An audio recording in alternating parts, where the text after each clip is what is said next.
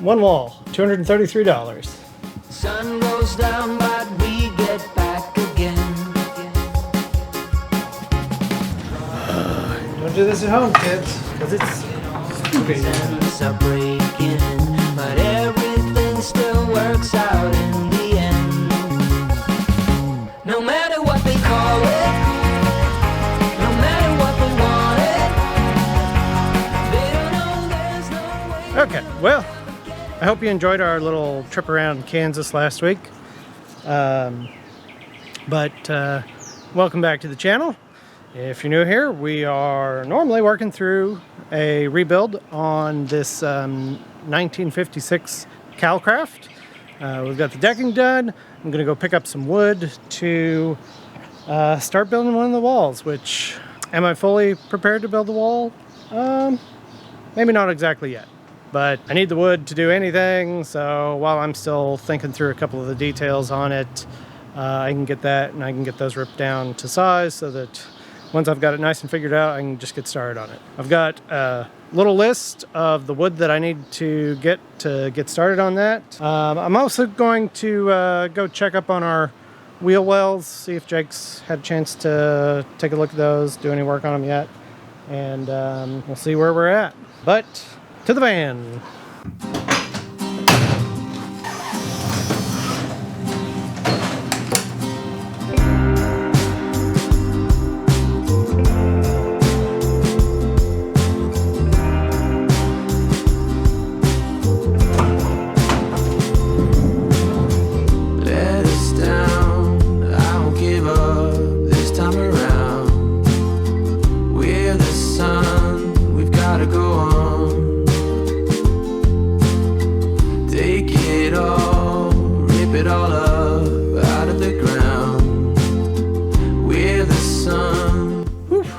One wall, $233. I feel like if I sold this van right now, it'd be worth about twice as much.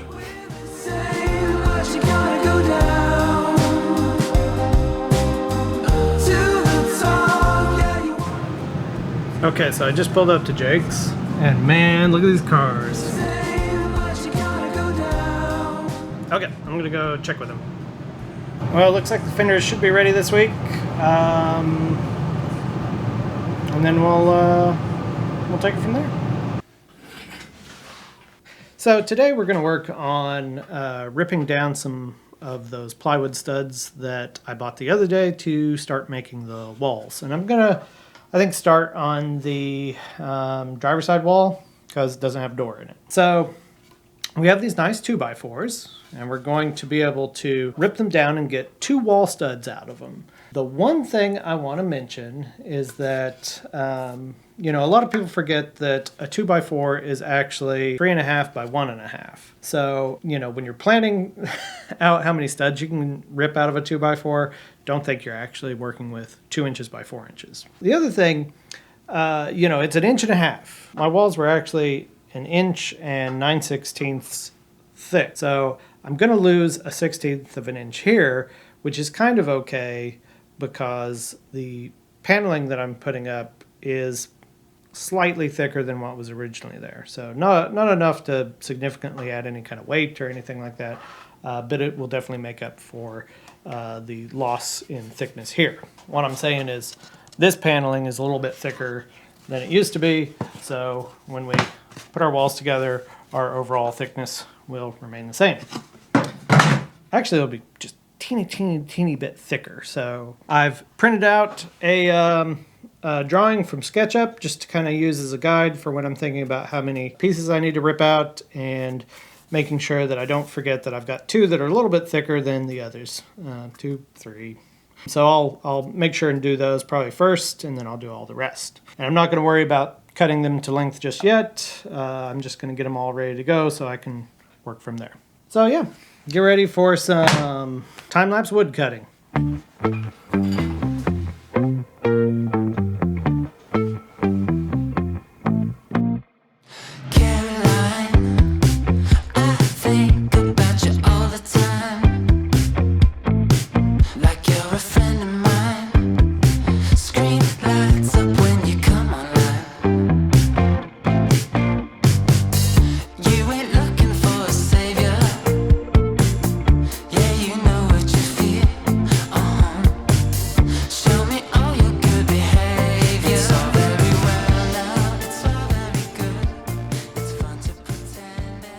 theoretically, this should be everything that is needed to do one side of the wall, which doesn't really seem like much, but you know, these things are designed to be lightweight, and they're designed so that the actual shape of the camper contributes a lot to the strength of it. So I'm gonna go make some measurements on the wheel arch, because that's gonna determine the length of the bottom plate, at least the front portion of it. So I kind of need to know that to get started on that.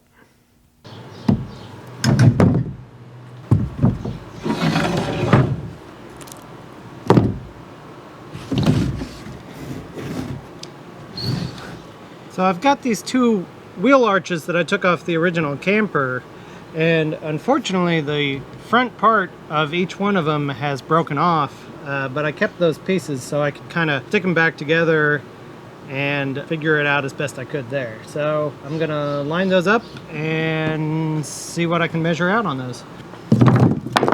So yeah, it's a bit of a puzzle putting them back together.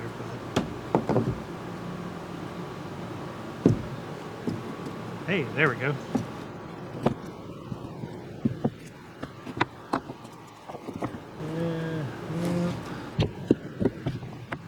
Oh, okay, that's the bottom piece. Must be on that one, maybe?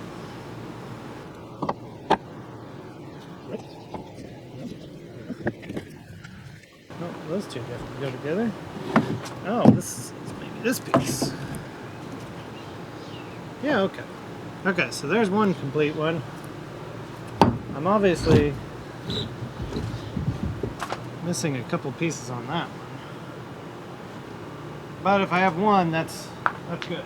Okay, so with them stacked on top of one another, you can see that they're a pretty good match to each other. So they were probably, you know, cut at the same time and then added into the camper. So if I get a good pattern from one, I think I'll be good for both of them. I almost want to just trace that and then measure the tracing. That might be easier.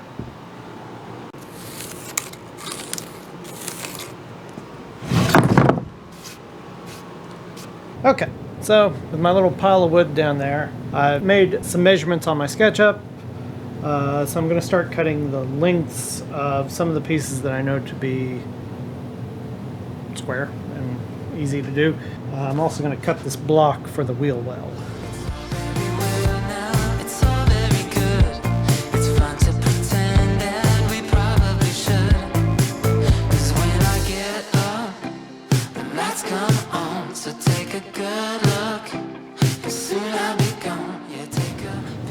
Okay, so I need to cross-cut and rip this big 2x12. Can't cross-cut it on the table saw. So this is really a job for a circular saw. I'm just trying to decide whether I want to do that or if I want to... Yeah, I should probably do it that way. Yeah. I'll do it that way.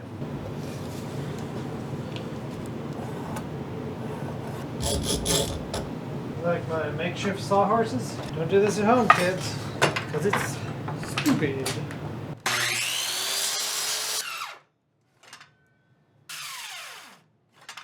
I'm doing a bad job of this, so just pretend I'm not.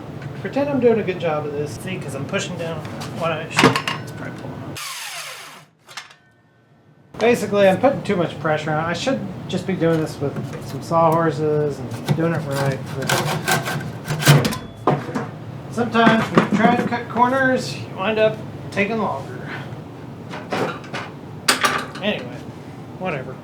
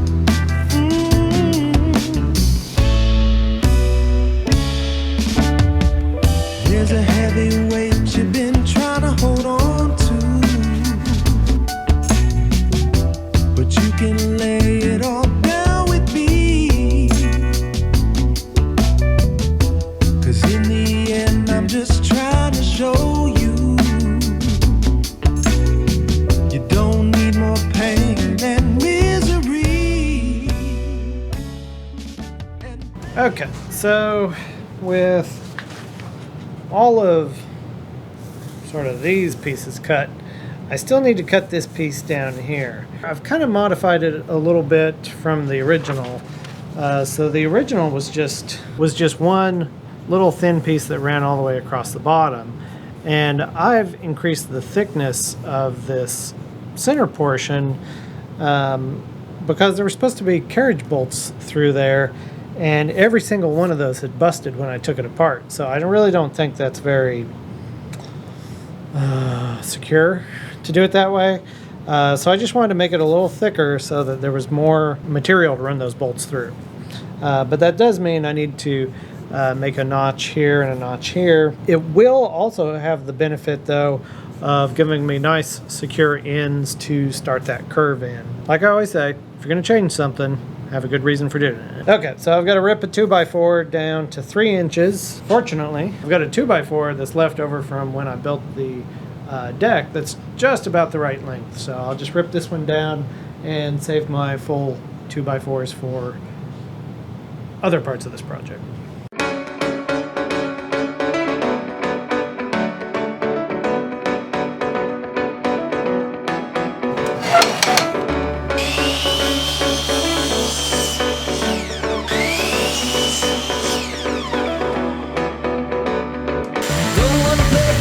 With the moves, don't wanna meditate, girl, with you it's hard. Fill in the blanks, text me back, throw me a kiss instead of them tricks. Don't make it hard. I wanna celebrate, you know. Our togetherness, both mind and flesh. Only we know how it goes. We know how it goes. Our togetherness, both mind and flesh. We know how it goes. Way down low. So this tiny pile of wood here should be everything to build one wall. So I've got my layout here. I'm going to go ahead and just lay it out here on the driveway and see if I missed anything. You know where you got me around your little pinky, and nothing to ask, nothing. Damn, this crush is hard. I wanna celebrate, you know. Our togetherness, both mind and flesh. Only we know how it goes. We know how it goes. Our togetherness, both mind and flesh. Okay, so I think that's going to be a wrap. So thanks for following along this week. Next week should be exciting. Should be getting around to answering a lot of curved questions. New videos coming out every Sunday, so make sure and like and subscribe, and we'll see you next week.